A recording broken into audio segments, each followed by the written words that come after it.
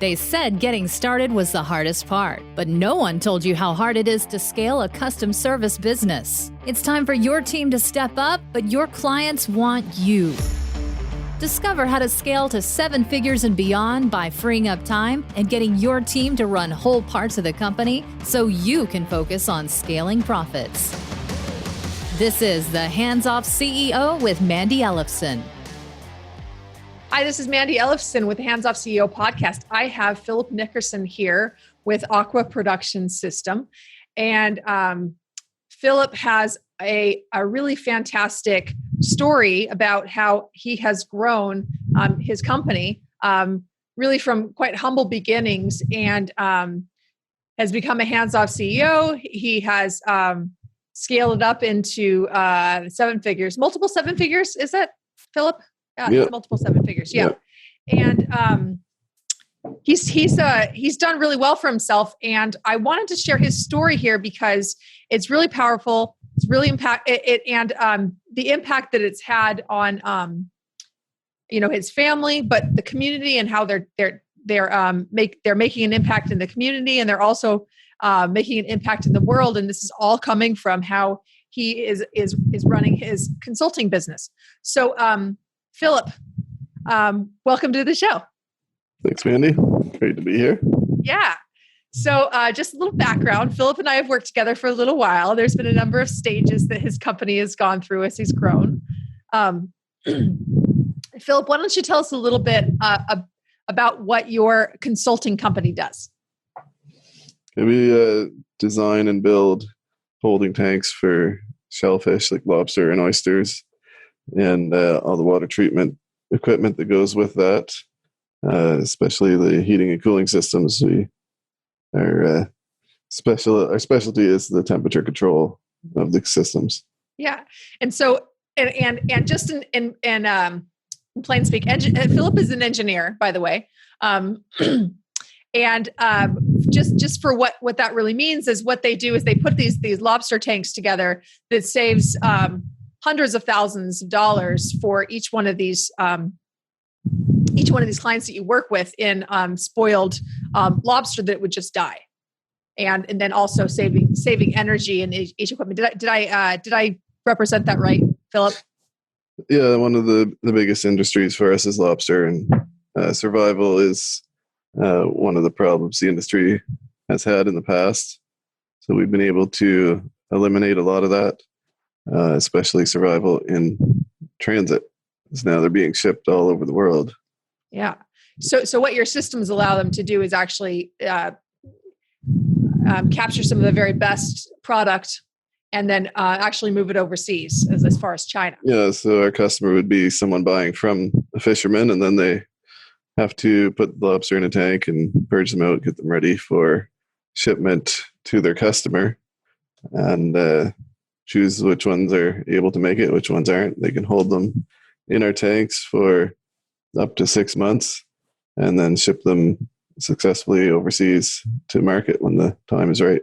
Prices vary up and down, so it allows them to buy at a lower price during the season and sell at higher prices later, and also serve markets outside of the fishing season. Wow. So then you're really solving an important problem in the fishing industry. But I guess what I want listeners to get from this is that, Philip, your company is pretty custom, right? This is a very specific work that you do. And I know when you first came to work with us, it was very difficult for you to even find other people that could be able to help you do this. Yeah, it's a pretty small world as far as any other companies that would do similar things. There's companies that do bits and pieces of it. I don't know of anyone else that does everything that we do. Yeah. Yeah. Well, and so that really puts a challenge for, a mechanical engineer. This is a 6-figure job, right? And how do you be able to, first of all, you can find someone who's qualified to do that.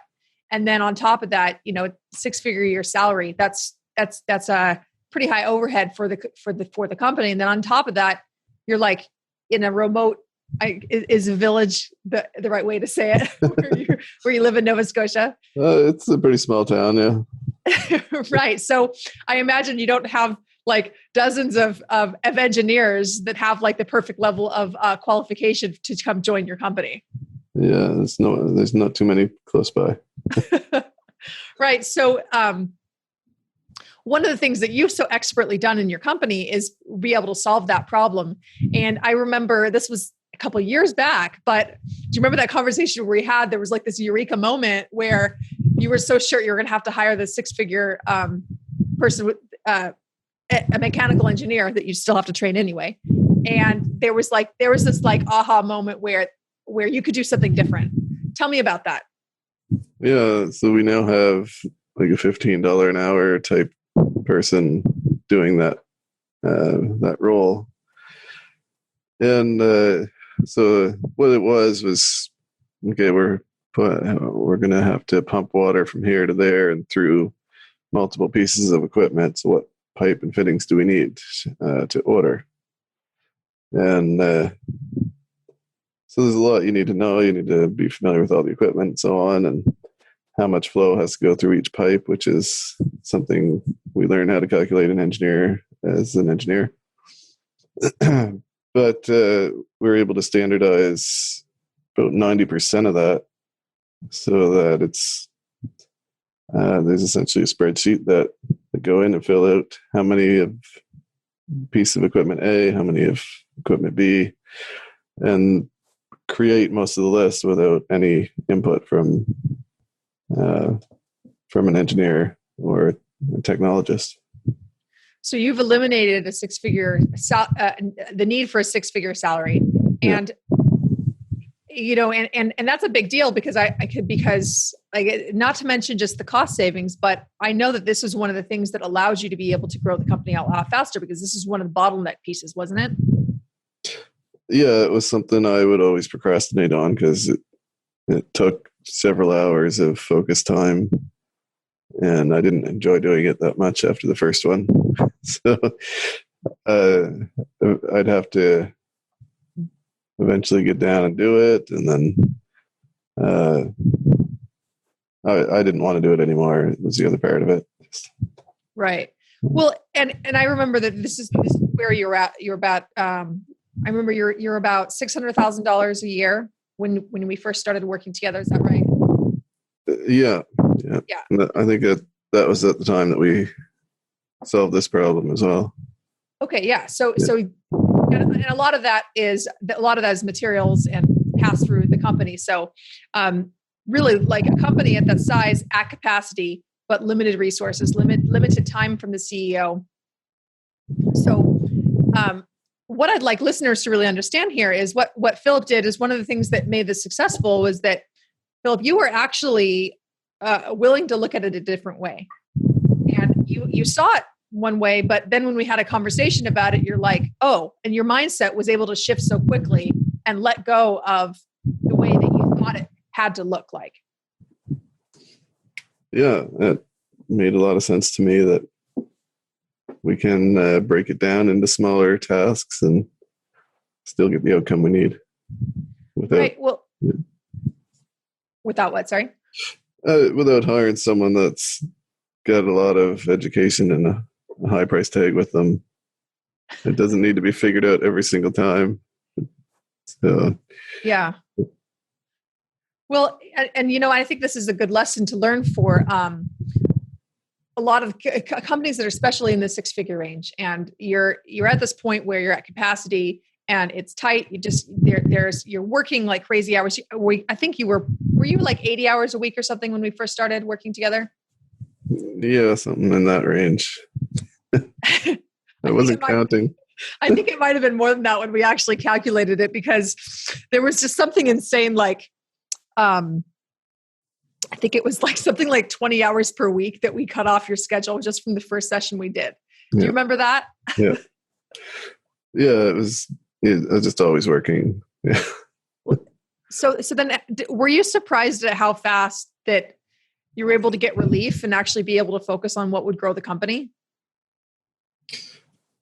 Yeah, what I remember is I just would get the next step and do it, and eventually all the small steps added up to, okay, now I've got some breathing room to think and do other things. And the momentum just started building from there. Well, yeah, it really did build, because you went from the first year. How much did you grow? I forget if it was 3x or 4x, but we get up almost to 2 million, I think, the year after that, from the 600,000 range for revenue. Well, and that's so impressive, that level of growth. And, I want to showcase some characteristics that you have. And in our tribe, we're always pointing to Philip as the guy that you want to follow on this, because Philip is like an action taker, and he has this focus and also humility about him. But there's like this decisiveness that you have, a quality that you have, Philip, where you make a decision and you just go with it. You just go with it. So, like, how was that developed for you? Because I think there's a lot of people listening and say, I'd like to be like that, but you know what? I feel like I have to sit around and I feel like I need a few weeks to make that kind of decision. How do you be able to make those decisions so quickly and feel confident about them? Well, I pay you to help me with making the decision. In all seriousness, though, yeah, having a coach and a support group helps me to bounce something off of people and then make the decision. The people who've actually been there or are in similar spots. And a lot of what I learned too is just that there is no right or wrong decision. You just need to make a decision and move forward. Whether it's the best one or it's 95% is good, it doesn't really matter. Just, if you're going to move forward, you got to do something. Versus just procrastinating on it or waiting around for the right moment and the right thing. And then once I say I'm going to do something, it's in me that I'm going to do it. I just don't change my mind at that point. Wow, that is really impactful right there. And I hope that listeners really understand what was just said here, and how important it is to what I'm hearing from you is you were coachable, you were willing to ask for feedback from mastermind of other people who've already been there, and from a mentor, someone who has seen this in some different ways. And you actually solicited the feedback, you were coachable, you listened, and then you immediately took action on it. Now, one thing I want to tell about Philip here, he's very humble. He has a multiple 7-figure company. He actually have multiple companies, right? And he's a pretty humble guy, but he's also very intelligent. And he's filtering through this feedback, and then he's making his own decisions based on this. That is aligned with his own values. And I know you have a very, very strong value system, and that's one of the things that I see is attributes to your success. And I know you've had some real breakthroughs around this too, and that you had. Why don't you share some of the most recent breakthroughs you had around the profit sharing on your team and the new causes that you're supporting with your business? I'd love to share that. Sure. I guess up until recently, my mission was support my family and have the business make enough money to support us. And then once I got there, I spent maybe a year now trying to figure out, okay, well, what's next? Do I just stay where I'm at to achieve that goal, or are we going to grow more? And Mandy has kind of pushed me in the direction of, well, what's your goal for growing more? And so I spent a lot of time considering that. And what came out of it is that we're really the economic engine of many rural communities now, or we're supporting the economic engine of many rural communities in Canada. The companies that we work for are almost without exception in rural areas. My joke is, if there's no cell phone reception, that's where our customers are. There's very few jobs typically other than fishing. And so our customers are typically hiring local people that are from the area, have lived there all their life, and they want a nice paying job. And with the work that we do, they're able to extend those jobs from a short fishing season to sometimes all year, and also pay them more because their systems are working properly. They're not losing money with dead loss and mortality. And typically we'll see in that situation, they'll be coming back in the next year or 2 years down the road and expanding again and again and hiring more people. And so I really enjoy seeing that and hearing about it from my customers, that they're expanding, and in rural areas they're taking care of this resource and profiting from it and developing and hiring more local people as well. And so we've extended that now to supporting a charity called Fish for Hope that does similar things in Congo, where they teach local people there how to farm tilapia, and which provides them with food and jobs as in an entrepreneurial way. So we've just this year started to support, essentially pay the wages of there's 2 people in the Congo that are from there that are now going around there and teaching the locals how to do this, how to grow their own fish. Wow, that's incredible. So your company now, because you've expanded your company, and you're now supporting job creation and economic growth in these rural parts of Canada, of Eastern Canada. But you've also created the profit in your company that actually teaches people literally how to fish and support their families in the Congo. And like, what an incredible thing that is that you're doing. Yeah, and I've been very happy with the response from the staff too. They really enjoy having that extra motivation that we're helping out in areas of the world that can really benefit from it. And it helps motivate me too, that, okay, now I need to make sure the business is producing that profit, that we can keep that commitment going too. So without this drive, without this, you've hit your place of supporting your family well. I know you've now been able to take your wife out on this nice trip to Scotland and had weeks off and like totally living the hands-off CEO lifestyle. I absolutely love it. But like, that gets you to a certain point in your business. Would you agree with that? Yeah, we're kind of turning the corner here from me doing stuff in the business all the time now to more working on the business and trying to learn how to let go a little bit and let other people, my staff that have themselves grown quite a bit, to take care of a lot of the day-to-day stuff. Well, yeah, and just so we're knowing, we're like 3 years into this, and I wouldn't say that you're just starting to do that now. I think you've been doing this all the way along. But I think what you're demonstrating here is that you started off $600,000 here, which, like, compared to some other services where they have the real revenue of that might have been lower than that if you look at the costs that we're going through. And now you've grown this to, are you comfortable sharing where you're at now? And I know you're bringing in some 7-figure months. You did share that with me, but are you comfortable sharing? We did 1 7-figure month. Yeah. I guess last year was just under 3. Mm-hmm.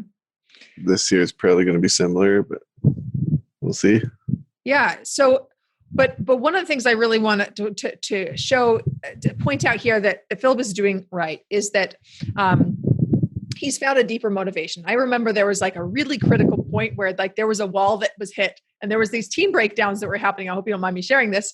You said everything was fair game. So I'm going there. That's fine. But there were these team breakdowns around it and that like they looked like they were just team breakdowns, and it looks like they were one thing, but really, like I could see at the core of this that it was something. It was something deeper, and I am like, I really feel like there's like this missing the vision, and this is where there was a real turning point. I remember, and I think this was where there was such a big shift, where it moved away from this being about Philip supporting his family to this being about this mission that we're doing. There was this critical turning point. So how has the team changed since that point? I would say they've been more involved in like taking ownership of what they're doing, if that makes sense. Are they happier? Are they happier? Yeah, I think they're happier. I'll have to ask them that one. Oh, gosh. They were quite happy when we started profit sharing this year. Yeah, one staff say that he had a job offer for significantly more than I was paying him, and he decided to stay with us because he's seeing that there's room to grow in this company, and he enjoys the work that we do compared to the other position would have been the same thing day in and day out, and would have been closer to home for him. But he decided he was going to stay with us. That was before the profit sharing. But and this is actually a really key point for us to talk about, actually, because like what really creates the loyalty with employees, and it's like this mission that you are really pushing forward here, and you're leading. Pushing forward is probably not the right word. Leading this mission that you're leading, and that you have this culture in your company. Tell me more about why do you think that he cares more about being with your company than this higher level paying job? This was even before the profit sharing. Well, the things he mentioned was that there's a lot of variety in the work. There's some travel that he does, and we get to see a lot of different customers and interact personally with them and see the changes that we're affecting for them. Another thing that pops to mind is during our annual meeting, it was quite inspiring for me to hear what my team members were saying about their visions for the future of the company. And just, I never even realized that they were considering what the future of the company was, other than just showing up to work and doing the work. But it was kind of eye-opening to me to see that they were taking ownership to that level of planning out the future and seeing in their mind what we could achieve. Well, and this doesn't happen on its own, does it? This is something that's led. And why your team are showing up this way is because you're leading them this way. And I would go to say that this employee, one of the reasons why he's committed to continue working for you, in addition to being interesting work and all of that. But people quit bosses. They don't actually quit jobs. They quit bosses. And you're someone that they respect. You are a leader who has integrity. And when you are leading a company from that perspective, and when you have a cause, this is what creates this engagement with the team, so that they're going to want to do their best, even when things are stressful, even when you're hitting capacity, and maybe there's just not enough resources to go around. It's pretty limited, and that's one of the things that I'm seeing with your team. Why you're so successful is because the leadership that you have, and this is something that I've seen you grow. I've seen you grow tremendously as a leader. And how do you see that yourself growing as a leader has impacted, you going from 600,000 to 3 million? Yeah, it's been a big part of it. Just things like showing up with more energy. And this is something that you've been telling me to do for quite a while. So I have to remind myself to do that when I show up in the office, because my natural inclination is to sneak into my office and just put my head down and work all day. So now I try to show up with energy and build rapport with everybody each day, and it does make a big difference, just in the whole energy in the office. Well, you know what? Yeah, and that's actually something worth talking about, because you're definitely an introverted person, Philip, right? Definitely. And how do you see it different growing a company as an introverted person? Is there something different about that? Like, is your approach different than maybe someone who's like this really like fast talking, charismatic leader? I would say personally, I constantly have to remind myself to show up in the way I want everyone else to show up, beyond just showing up and working hard. And as we've been talking about, like, people don't quit jobs, they quit bosses. So taking that to heart and build the rapport with people, because it really helps when there's times if I have to ask them to do extra stuff or do the job that nobody wants to do. And it really helps to have that rapport. I'm not sure what else to say on that one. Well, and I guess what I would call you is a quietly charismatic leader. And you have found a way that works really well for you and for your personality and for your values to really show up powerfully as a leader. And and would you agree with that? Would you feel like you growing as a leader has been aligned with your personality, or do you feel like you've had to like fight against that? Like, tell me more about that. Yeah, I try to stick true to my personality. I mean, as an introvert, I don't want to maybe spend all day with someone and then go out in the evening with them and talk more and more about whatever. But when it comes to things that I'm passionate about, I have stuff to say about that. So I guess I kind of started my company by hearing, okay, the way to be an expert is just to be an expert and present yourself that way. And so I've written many articles for industry publications, and a lot of them are on my website. And that really laid a good foundation for then going out and speaking at conferences and not having to talk people into trusting me, because it's all out there now. What I believe is all written out. It's on my website. I've presented it. It's not something that I'm just making up because it's what a customer wants to hear, for example. Yeah, and I think that's a really good point to make too, because what you've done is really positioned yourself as the leader and the authority in the market, and you have a very cutting edge technology that you're offering, and being able to articulate that is really powerful. Yeah, and so adopting the same sort of principle as a leader of the company that's the position I'm in. I just have to put the hat on and do it. Love it. All right. So you were at a point, when you were earlier on in this journey, you were at a point where you were working a crazy amount of hours.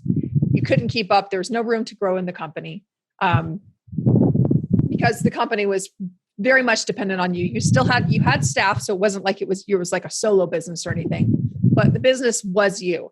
So if you're for listeners who are in that situation right now, where the business is really very dependent on them, and it's difficult to grow without working more and more hours to do it, like, what advice would you have for them? That you just have to every day do something that's working on your business instead of in it. And over time that adds up. So it's not like tomorrow you can be completely hands off, but if you don't start today, it's just going to push everything down the road and you may never get there. And so get a mentor or support group or someone you can talk to about making decisions on how your business is going to look, and start putting the building blocks in place. So I kind of have a philosophy of there's so many things we can fill our day with, and most of them are just temporal, and you do them and it doesn't really, might accomplish something, but it doesn't really build anything. And then there's eternal things or lasting things that you can maybe lay one brick every day to build something over time. So it's kind of my philosophy at the business, is that we spend time every day working on the business. And some days maybe it's 15 minutes, some days maybe it's 2 hours or more, but at least something was done that we can build on the next day and keep building.